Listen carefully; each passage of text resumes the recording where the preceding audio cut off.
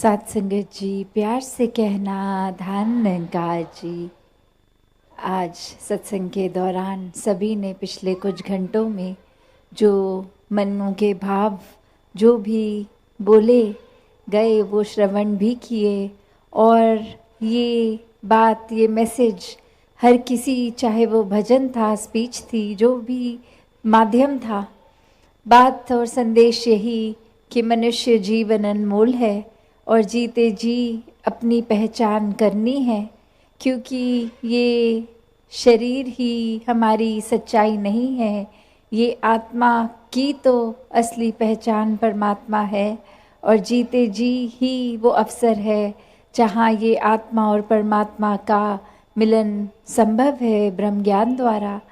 तो कैसे एक संतों ने जो शुरू से ही संदेश देते आए हैं, कोई भी धर्म ग्रंथ खोल लें, एक संतों ने हमेशा यही सिखाया है कि एक हर किसी मनुष्य में इस परमात्मा का ही एक रूप है।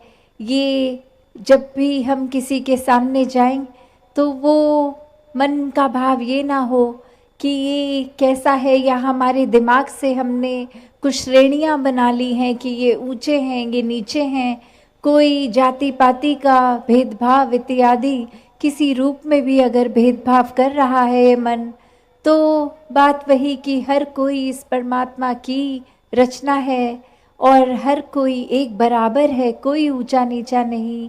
तो वही आत्मा जो हम में है वही सामने वाले में भी है, और उसी तरह इसका परमात्मा का अगर हमने असली रूप में ये पूजा करनी है, भक्ति करनी है, तो मानवता से ऊंचा कोई धर्म नहीं है।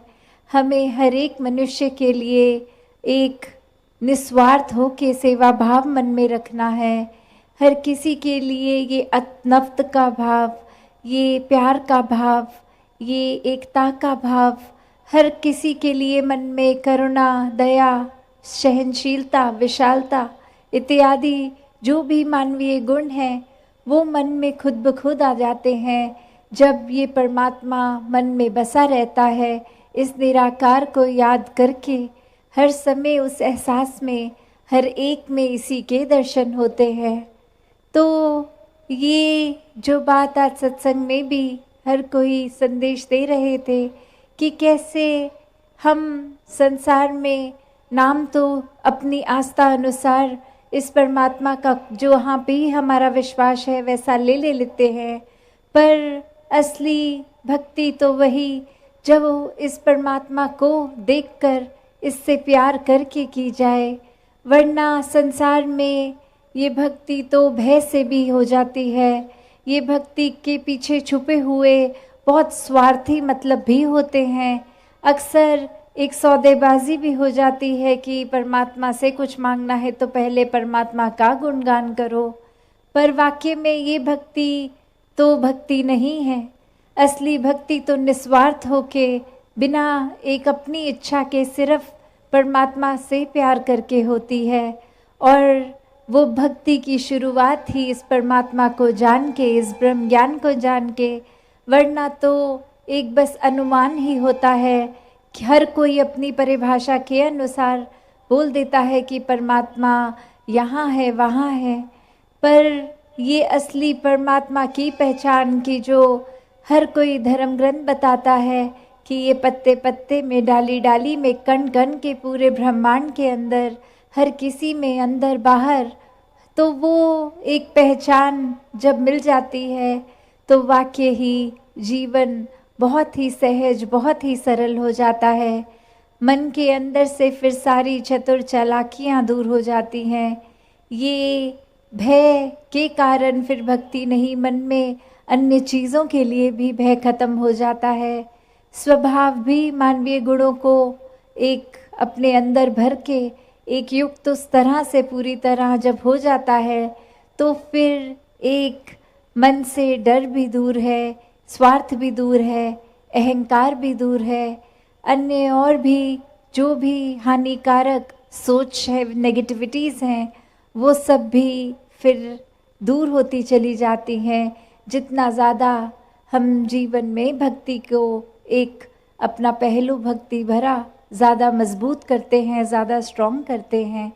और जैसे ये जगह का नाम भी है बिजनौर, तो अगर हम ये सोचें कि ये बीजने हैं और ये भक्ति को जीवन में और मजबूत, इस खेती की तरह की पहले जो बीज लगते हैं फिर वो प्रफुल्लित होते हैं, तो जब भक्ति को ही मन में और बीजा जाए तो फिर ये एक रिजल्ट भी उस तरह से ही जीवन भर कायम रहता है।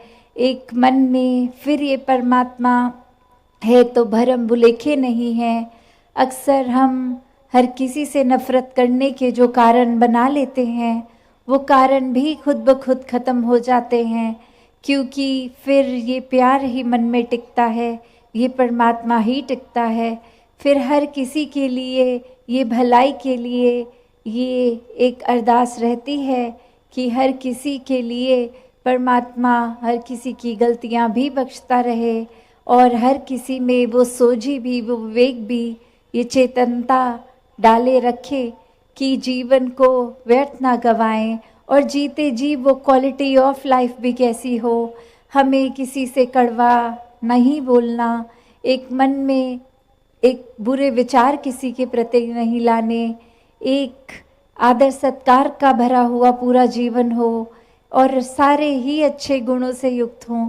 तो वो भाव मन के जब हो जाते हैं तो वाकई ही वो मनुष्य एक असली मनुष्य बन जाता है। वरना तो शरीर के ऊपर गौर करें तो एक आकार तो वही आंखें, नाक, कान, ये शरीर का जैसे है, हर किसी का वैसा है। फिर भी हम जब किसी से मिलते हैं तो पता चलता है और परिभाषा में एक शब्द में कह देते हैं कि इस व्यक्ति को मिले तो ऐसा लगा कि वो फरिश्ता था और दूसरे व्यक्ति को मिले तो लगा कि वो हैवान था। तो अगर ये एक शक्ल आकार तो एक जैसा है, मनुष्य का ही है, तो क्या है वो फ़र्क जो एक फरिश्ता भी वही इंसान है और एक दानव का रूप भी उसी इंसान ने लिया हुआ है। तो बात वही कि हम सिर्फ शरीर से ही मनुष्य ना बने, असली मनुष्य हैं तो वो एक गुणों से, जिस तरह कोई भी चीज़ का एक अपना गुण ही बता देता है वो क्या चीज़ है, कि अगर कोई असली फूल है उसमें खुशबू भी होगी, कोमलता भी पंखुड़ी में होगी, एक आकार किसी तरह का तो जैसा मर्जी अलग अलग हो जाता है, पर वो बेसिक गुण अलग नहीं। वो खुशबू का एक कोई भी किस्म का पेड़ हो, कोई भी फ्रूट का पेड़ हो, तो फ्रूट चाहे कितने भी अलग अलग लगे हों, पर वो बेसिक काम उस पेड़ का वही कि उसने ऑक्सीजन देना है, एक वातावरण साफ करना है, छाया देना है इत्यादि।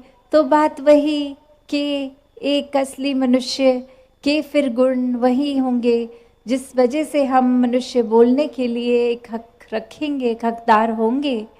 तो अपने जीवन को जहाँ संतों ने जिस तरह सिखाया उस तरफ अगर वाक्य ही जीना है तो ही एक वो मुबारक जीवन हो पाएगा। वरना सिर्फ कोई दिखावा मात्र के लिए नहीं, कोई ज़ोर ज़बरदस्ती के लिए एक संतों का संग करना या सत्संग में आना या किसी और वजह से भक्ति को अपनाना कि जीवन में एक अगर हम भक्ति ना करें तो कुछ बुरा होगा या फिर किसी श्रेष्ठ चीज़ की प्राप्ति के लिए की जाए, तो ऐसा करना भी एक समझदारी नहीं है। क्योंकि ये परमात्मा तो अंदर बाहर सभी जानता है। वो एक बात कि हमारे अगर अंदर चतुर चालाकियाँ होंगी तो वो भी भाव इस परमात्मा से छुपे नहीं हैं। तो हम यहाँ एक मूर्ख किसको बनाना चाह रहे हैं?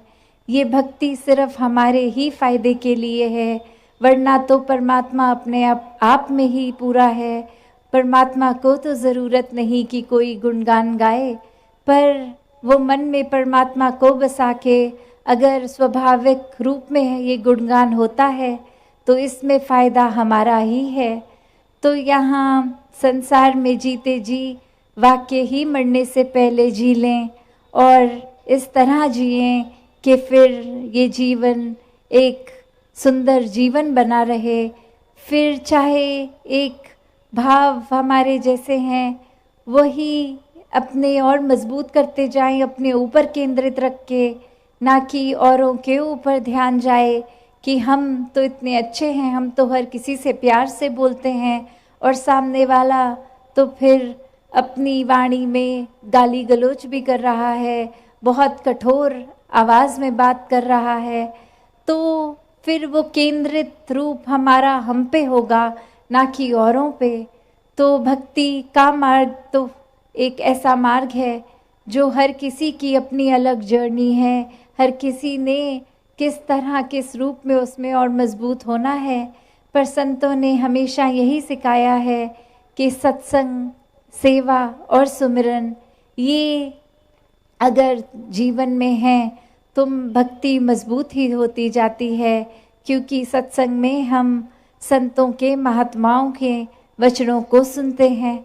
उससे एक हमेशा जीवन को सही रास्ते पे रखने की सोची रहती है। ये कोई सिर्फ कान रस नहीं जो कान तक ही बात रहे, ये मन तक उतार के जीवन को बदलने वाली बातें हैं। ये सिर्फ कोई रूप नहीं उस तरह का, पर ये तो ब्रह्म ज्ञानियों से निकले ये ब्रह्म विचार हैं। तो इस तरह जीवन को जब संतों के साथ रहकर एक सुधारा जा सकता है, और सुमिरन रूप भी मन से इस परमात्मा का जुड़ाव जो हम परिवार में भी रहकर एक साथ भी कर सकते हैं, अकेले भी कर सकते हैं, सिर्फ शब्दों तक नहीं रहकर हर समय का सिमरन हो सकता है।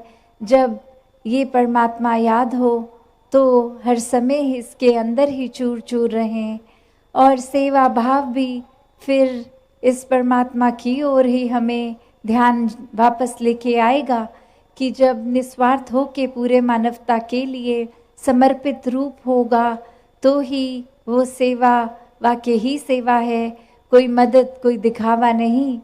तो ऐसे अपने आप को हर समय हम सेवा में, सुमिरन में रख सकते हैं, और जब जब मौका लगे एक सत्संग रूप ये संतों का संग भी।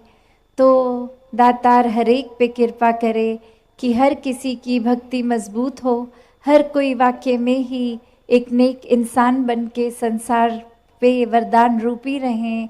एक मनुष्य हैं तो मनुष्य होने का प्रमाण उस तरह पूरी मानवता के कल्याण में रख कर, युक्त होकर जी ऐसा ही जीवन जीते चले जाएं।